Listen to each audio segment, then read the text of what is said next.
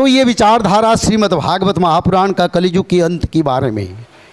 इसमें क्या लिखा है ना, नारद महामुनि माता भक्ति देवी के साथ विचार करते हैं और नारद महामुनि ब्रज में यमुना के किनारे बैठ के माता भक्ति देवी को पूछते हैं ये दोनों पुत्र कौन हैं जो मृत्युवत पड़े हैं।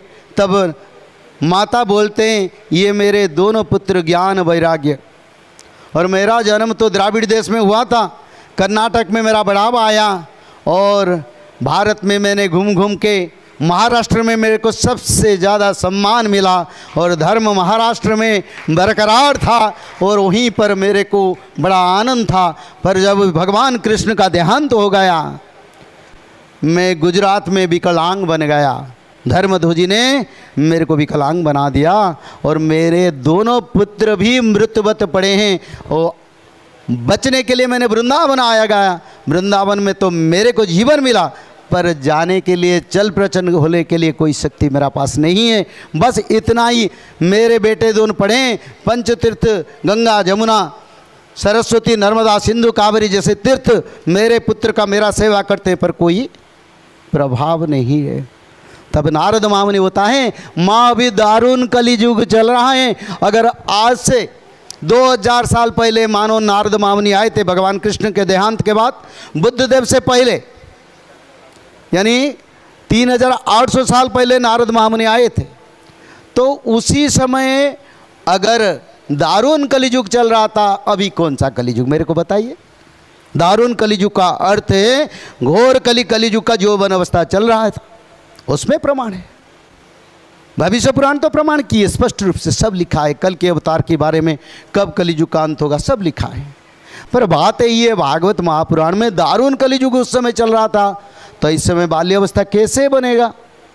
और मध्य युग में मानव बुद्ध देव जन्म हुए, अभी युग 5000 साल हो गया। आज से 2004 साल पहले बुद्ध देव जन्म हुए थे।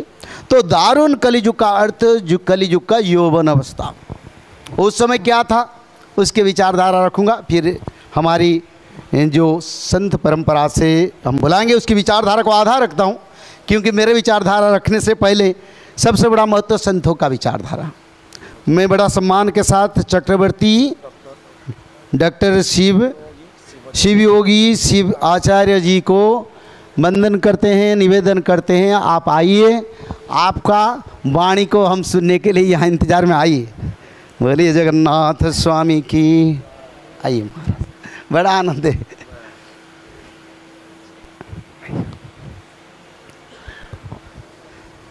बोलिए संत भगवान की। बड़ा आनंद के साथ सभी संतों को विनम्रता के साथ निवेदन के साथ अभी हमारी परम जोगी को मैं यहाँ निमंत्रण किया हूँ आपके निर्देश पर, और ये कथा की विचारधारा में और सत्संग और पवित्र विचारधारा सनातन की ये जो विश्व साधु संत का सम्मेलन में वो अपना सनातन का रक्षा के लिए और सनातन को आगे बढ़ाने के लिए एक सुंदर सुझाव देंगे, आशा करते हैं। जय जगन्नाथ। जियात श्री रेणुकाचार्य शिवाचार्य शिखामणि यो वीरशैव सिद्धांतं स्थापयामास भूतले श्रीमद्वेद वेदांत सिद्धांत पुराण आगम इतिहास सकल शास्त्रवीर शैव महामत संस्थापनाचार्यवर्य श्रीमद् जगद्गुरु रेणुकादि पंचाचार्यों के चरणों में अनंत कोटि भक्ति प्रणाम समर्पित करते हुए विश्व साधु सनातन सम्मेलन में उपस्थित मंडलेश्वर जी महामंडलेश्वर जी 32 राष्ट्रों से आ चुके हुए सभी संत गणों को भक्तिपूर्वक नमन समर्पित करते हुए इस बड़ा कार्यक्रम का आयोजन किए हुए हमारे काशीनाथ पंडित मिश्रा जी और सभी सहयोगीगण मातृगण तुम्हारे सबके हृदय अंतःकरण में वास कर चुके हुए परमात्मा को साक्षी मानते हुए अल्प वागरूप सेवा समर्पण करना चाहता हूँ। ये हमारा सौभाग्य है। बहुत काल बीत चुका है। मैं ऐसा कहना चाहता हूँ, तुम्हारे सामने मैं कुछ सिखाने के लिए नहीं आया हूँ, बल्कि सोए हुए भारत के जनता और भारतीयों को जगाने के लिए आया हूँ, जगाने के लिए आया हूँ।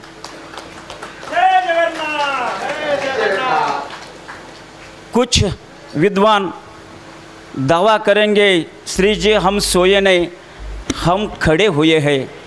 सिर्फ खड़े होने से क्या हासिल करोगे? कुछ भी नहीं। जो खड़े हैं उनको भगाने के लिए हम आए हैं, हम भगाने के लिए आए हैं। सिर्फ भगाने के लिए नहीं, जो दिशाहीन भगा रहे हैं उनको एक दिशा देने के लिए मैं यहाँ आया हूँ, मैं दिशा देने के लिए आया हूँ। समझे? हमारा सौभाग्य है, हम भारत भूमि के सुपुत्र है। भारत जैसा देश जगत में कहाँ भी नहीं है। इसलिए मैं एक बात सबको कहना चाहता हूँ कि 78 वर्ष यानी 70 years already passed, there is no doubt. हमारे एक रिसर्च स्टूडेंट सर्च करता हुआ देखा, सुबह 7 बजे शाम 7 बजे न्यूज़ देखता है। न्यूज़ देखने के बावजूद वो देखता है, पहला आता है तो अमेरिका आता है, दूसरा आता है तो अफ्रीका आता है, और तीसरी बार आता है तो भारत आता है। उन्होंने सोचा आज तक 78 ईयर्स पास्ड, 78 साल गुजर चुके, मगर कोई भी इसके बारे में सोचा भी नहीं। खेद की बात है, वो कहता है ये क्या है, ऐसा अमेरिका यानी क्या है, ऐसा अफ्रीका यानी क्या है, हमारे भारत में क्या कम है। भारत चिड़ियों की, सोने की चिड़िया का खान बताते हैं, भारत नवरत्नों के खान बताते हैं, भारत चक्रवर्तियों के खान बताते हैं। भारत भारत ही है। विश्व का भार लेकर यशस्वी होने वाला जो कोई देश होगा वह सिर्फ भारत और भारत है, समझो। इसलिए वो कहता है, hello, I am talking from India, please give me answer, I have only one question, I am suffering very for. Same time Bill Clinton talking from America, oh gentleman, I know very well you are Indian, but what is your problem? No, I want to know what is your specialty and what is your secret, because already 70 years passed, you gave first number in TV. What is secret? तेव्हा ते म्हणतात, वो कह रहा है, oh Indian person, I have no special, I have no secret.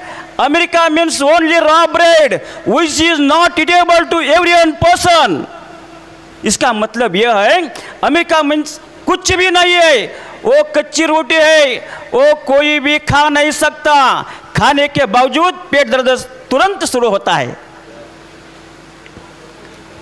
America छोड़ दिया, वो अफ्रीका को प्रेसिडेंट को फोन लगाता है, hello, good evening, I am talking from India, I am a research scholar, I have only one person, one question suffering for me. What? You are second number, 70 years passed, then what is your special, what is your secret, please tell me. Then tell to him, Africa means only scratch bread, which is not eatable to every one person. देखो, America कहता है, America means कच्चा रोटी, वो भी कहता है कर्क रोटी, दोनों भी रोटी कोई भी खा नहीं सकता। मगर इंडियन को पूछा, वो कहता है India means holy burn bread, which is eatable to every one person. देखो, वो कहता है कोई भी खाए उसका जीवन सुजलाम सुफलाम होने से नहीं रहता, इसलिए हम पहला भारतीय है। समझे? ये गर्व की बात है, गर्व की बात। हाँ, मुझे ये कहना चाहता हूँ कि ऐसा देश कहाँ भी नहीं है। इसीलिए एक बार प्रयत्न कर चुका है, विश्व का गुरु बनने का सिर्फ प्रयत्न किया है, मगर अंत तक गया नहीं है। मगर मैं यह कहना चाहता हूँ कि कोशिश करने वालों की हार कभी नहीं होती, कोशिश करने वालों की हार कभी नहीं होती। सिर्फ छोटी तितली 100 बार अपना खाद लेकर दीवार चढ़ती है, 100 बार फिसलती है, 100 बार गिरती है, 100 बार पड़ती है, फिर जाती है। उन्हें जो कोशिश किया वो हार नहीं जाती है। इसलिए मैं कहता हूँ try but don't ask why. प्रयत्न करना चाहिए, क्योंकि एक स्पेशलिटी है, where is sacrifice there is worship.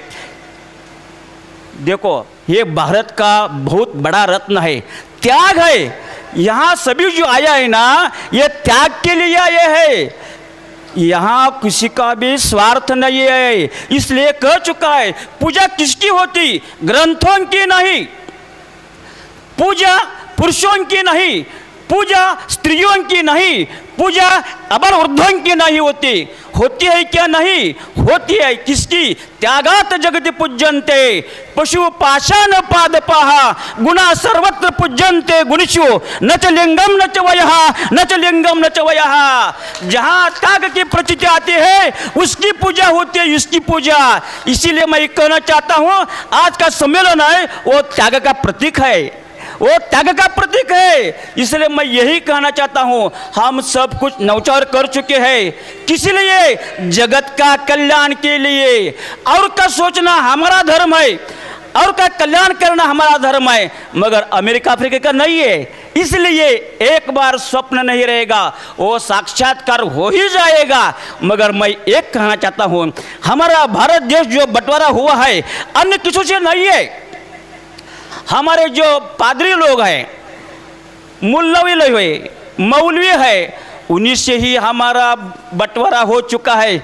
इसलिए मैं सबको एक निवेदन करना चाहता हूँ, एक तख्त पे एक वक्त को हम सब एक हुआ जाए तो भारत का कायाकल्प होने के लिए कुछ सेकंड में हो जाएगा। कुछ सेकंड में सिर्फ हम तन मन धन सब कुछ है तेरा, ऐसा नौछावर करके जब हम एक तख्त पे एक वक्त में आएंगे, वहाँ यशस्विता हमारे हाथ में होगी। ऐसा प्रयास करके ये यशस्विता हमें प्राप्त करने के अवकाश दे दो। यहाँ जगन्नाथपुरी को नमस्कार, आप सभी को अभिनंदन करके 2 मिनट भाषा समाप्त करता हूँ। शुभम भूयात्।